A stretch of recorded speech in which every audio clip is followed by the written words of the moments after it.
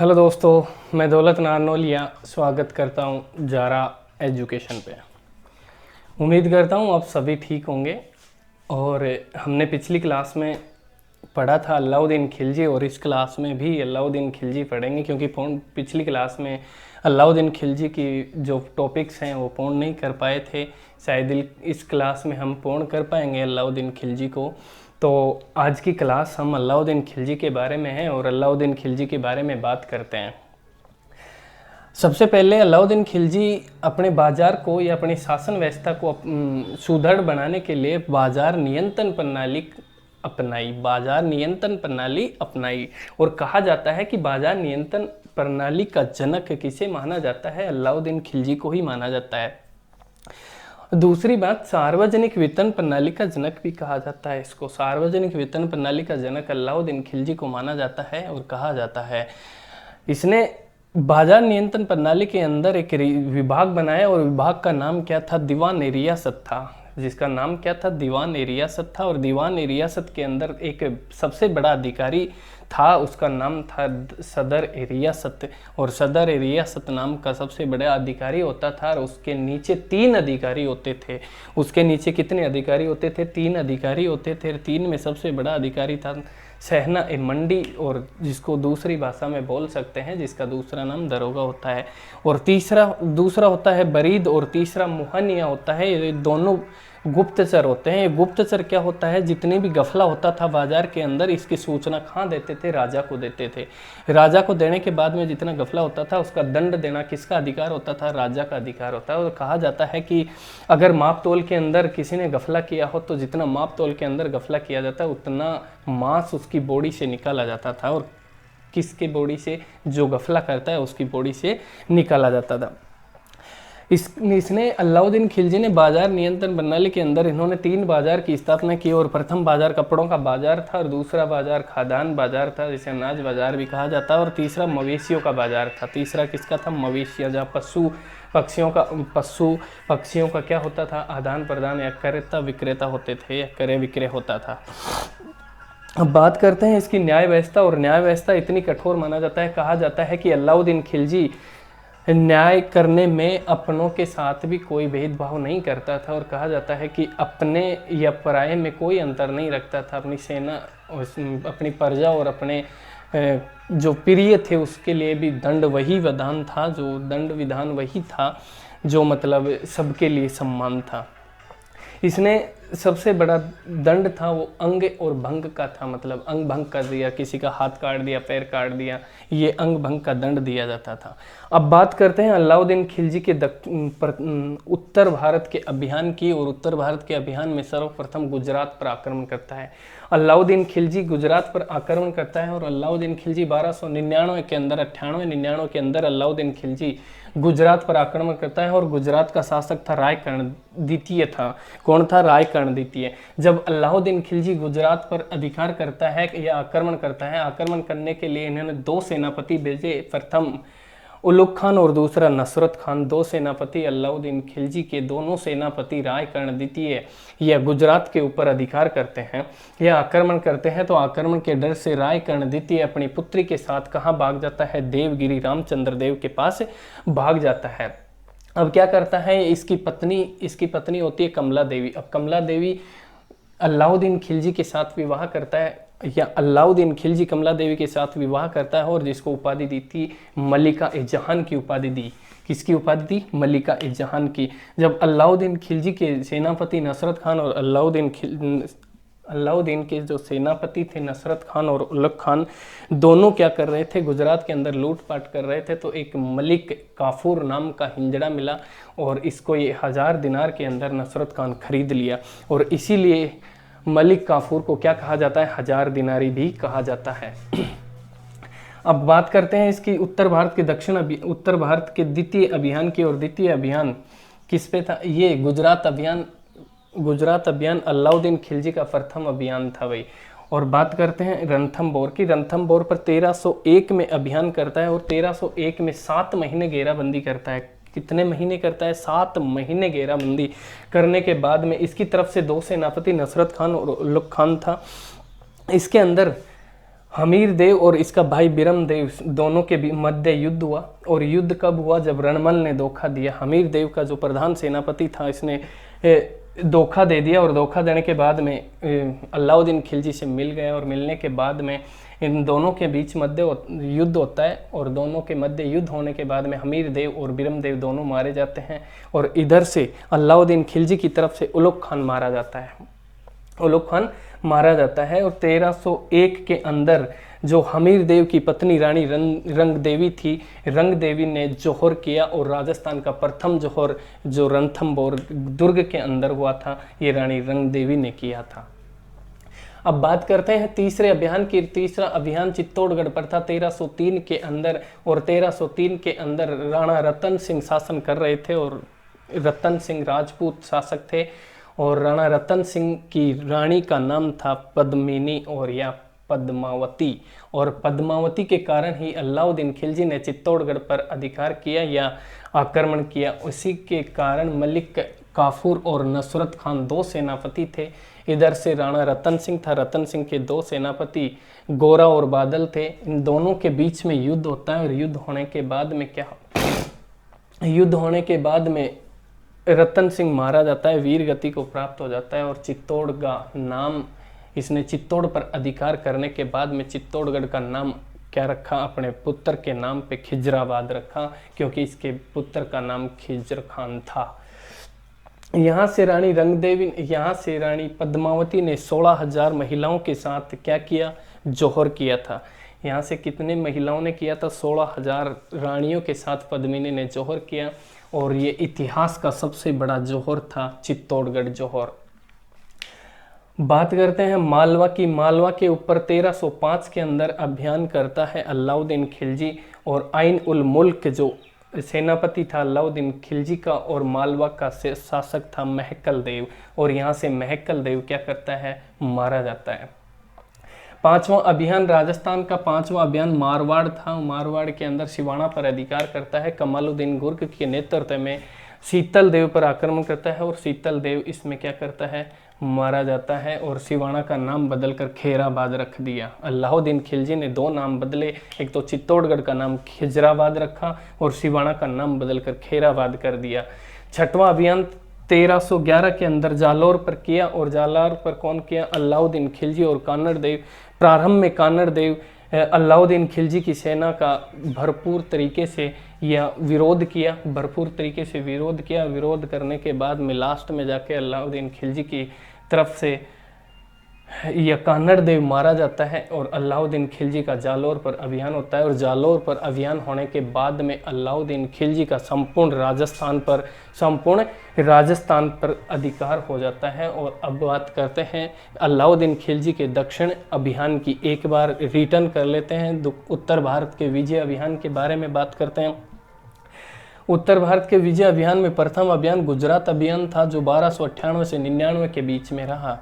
ये 1299 में किया। अलाउद्दीन खिलजी की तरफ से दो सेनापति थे, उलुग खान और नसरत खान। और गुजरात का शासक था रायकर्ण द्वितीय, जो इसके डर से कहाँ भाग गया? देवगिरी रामचंद्र देव पर भाग गया, रामचंद्र देव के पास भाग गया, शरण ले ली।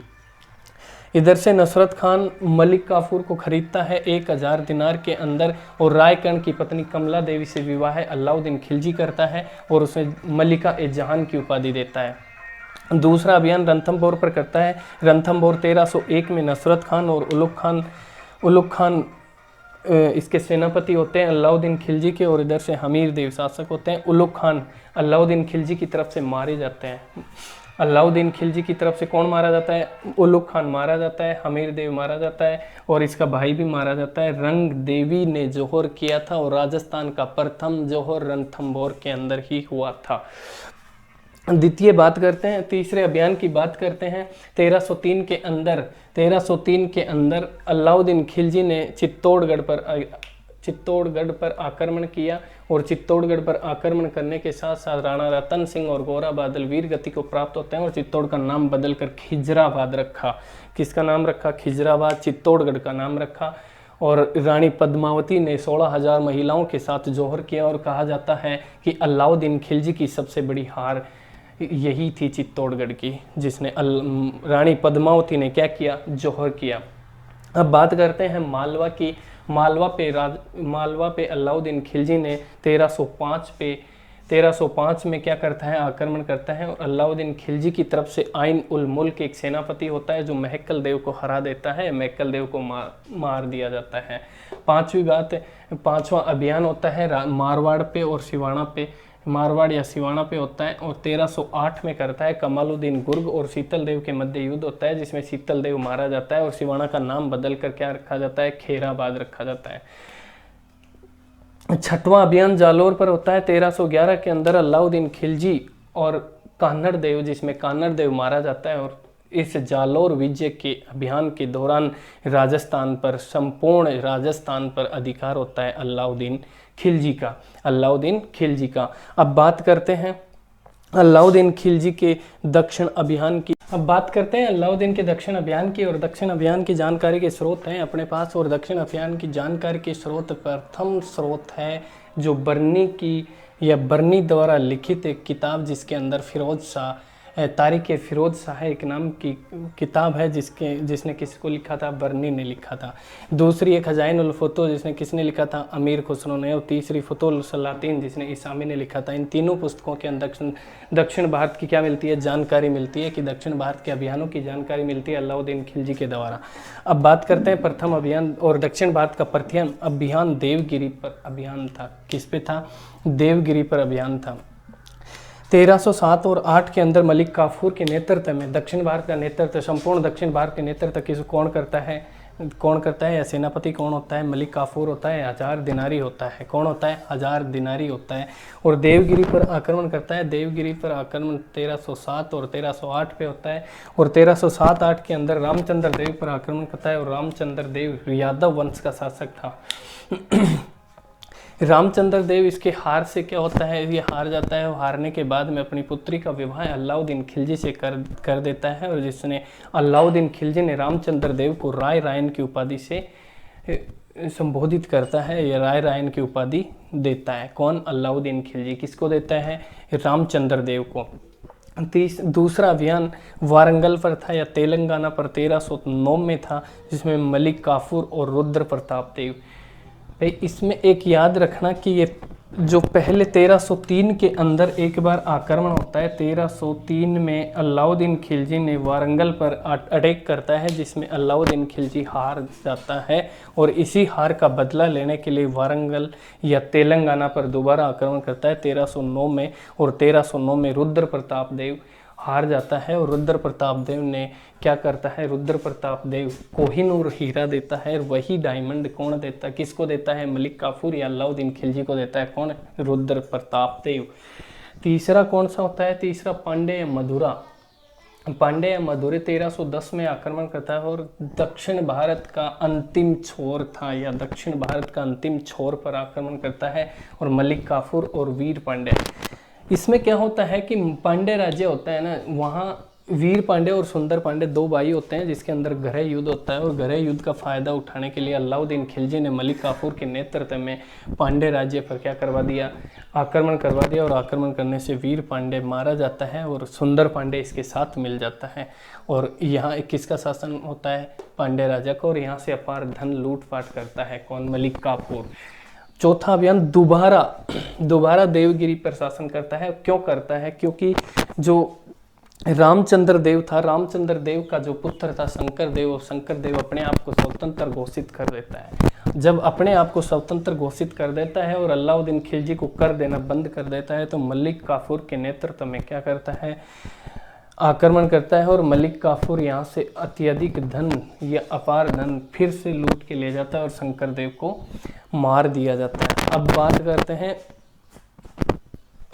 बात करते हैं अलाउद्दीन खिलजी या खिलजी वंश की आगे की तरफ बात करते हैं कि इसका पतन कैसे होता है। अलाउद्दीन के किए कार्यकाज पर हमने नज़र डाली, प्रत्येक पॉइंट के बारे में बात की। कोई पॉइंट शायद मेरे दिमाग से तो रहा नहीं। अलाउद्दीन खिलजी के दक्षिण अभियान और उत्तर अभियान दोनों के बारे में बात कर ली।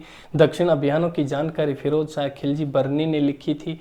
और खजाइन उल फुतू जो किसने लिखी थी, अमीर खुसरो ने लिखी थी, और फुतू उल सलातीन किसने लिखी थी, इसामी ने लिखी थी। और तीनों पुस्तकों में दक्षिण भारत अभियान की जानकारी मिलती है।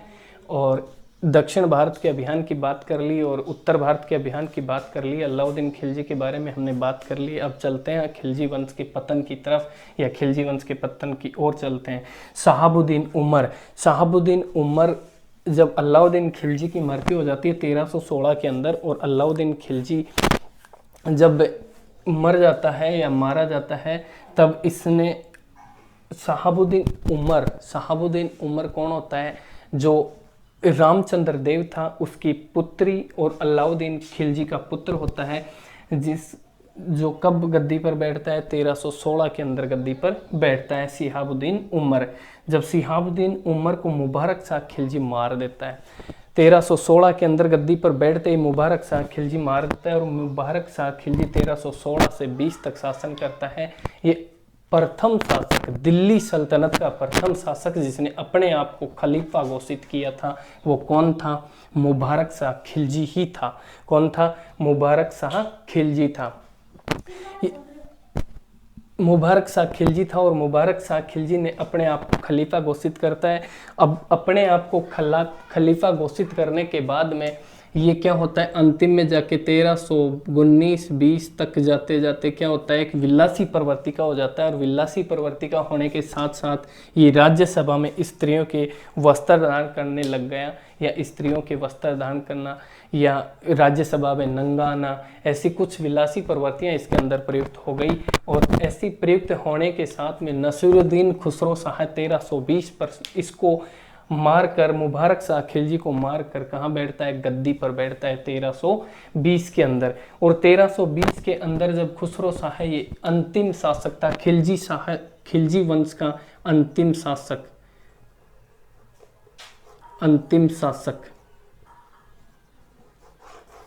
खिलजी वंश का अंतिम शासक नसीरुद्दीन खुसरो शाह 1320 के अंदर था। इसने अपने आप को पैगंबर का सेनापति कहा था। भाई, अपने आप को क्या कहा था? पैगंबर का सेनापति कहा था। और इसने किसको मारा था? गयासुद्दीन तुगलक। गयासुद्दीन तुगलक ने मार दिया था, और तुगलक वंश की स्थापना करता है 1320 के अंदर। 1320 के अंदर दिल्ली सल्तनत पर शासन करता है कौन? तुगलक वंश शासन करता है। और पैगंबर का सेनापति जिसे नसीरुद्दीन खुसरो शाह कहा जाता है, और नसीरुद्दीन खुसरो शाह पैगंबर का सेनापति कहा। और इन्होंने अलाउद्दीन खिलजी के संपूर्ण परिवार को मरवा दिया था। भाई, अलाउद्दीन खिलजी के संपूर्ण परिवार को मरवा दिया था। और मरवाने के बाद में गयासुद्दीन तुगलक ने 1320 के अंदर तुगलक वंश की स्थापना करता है। भाई, किसकी स्थापना करता है? 1320 में तुगलक वंश की स्थापना करता है। और तुगलक वंश की बात करते हैं हम अगली क्लास में। आज की क्लास में इतना।